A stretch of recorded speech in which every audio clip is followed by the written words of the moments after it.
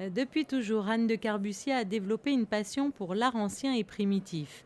Après avoir travaillé pour Drouot, une des plus anciennes et respectées maisons de vente dans le monde, la jeune femme a participé en 2014 à une expédition de tournage en Antarctique avec son mentor, le photographe Grégory Colbert.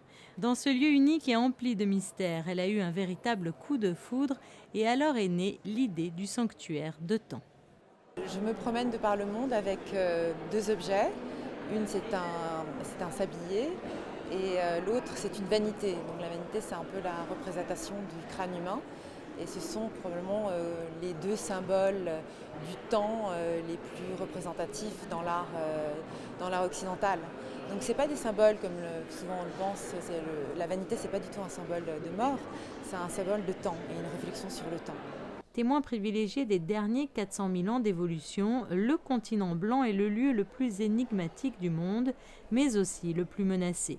Le préserver, c'est prémunir notre futur. L'Antarctique, c'est d'abord une chance de pouvoir y aller. Pas beaucoup de gens peuvent y accéder. C'est vraiment le bout du monde. C'est aussi probablement le continent, enfin on appelle ça un continent aujourd'hui, c'est le continent qui, par traité d'ailleurs, est le plus préservé.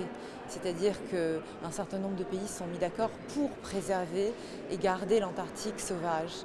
Et évidemment, c'est un endroit qui est hors du temps, qui a une lumière différente, qui a des sculptures de glace. J'aime dire que c'est notre plus beau musée à ciel ouvert. Et évidemment, c'est un continent qui, comme le reste du monde, est en train d'évoluer. C'est un continent qui est fondamental pour l'évolution écologique de notre planète. Et ça, beaucoup de gens ne s'en rendent pas compte. C'est une immense réserve d'eau douce pour nous.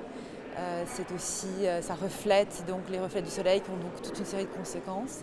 Et le préserver, c'est bien que ce soit loin, bien qu'on puisse peut-être forcément y accéder, tous nos actes, tout ce qu'on fait aujourd'hui d'un point de vue écologique peut avoir un effet sur l'Antarctique et donc avoir des répercussions sur nous. Depuis 2 ans, Anne de Corbusier a fondé l'organisation à but non lucratif du projet Time Shrine, un projet qui fait don des profits de la vente des photographies à des ONG qui travaillent pour protéger les environnements. L'argent va aux lieux et aux sites où j'ai travaillé, donc parce que bon là je représente l'Antarctique, mais je travaille aussi beaucoup avec les animaux en voie d'extinction.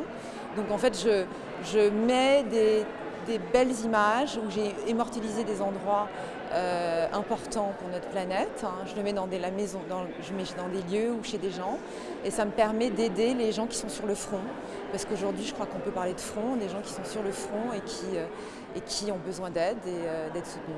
Alors si vous aussi vous souhaitez soutenir la fondation d'Anne de Corbusier, vous avez jusqu'au 28 février pour découvrir ces photographies du sanctuaire de Taon au musée océanographique.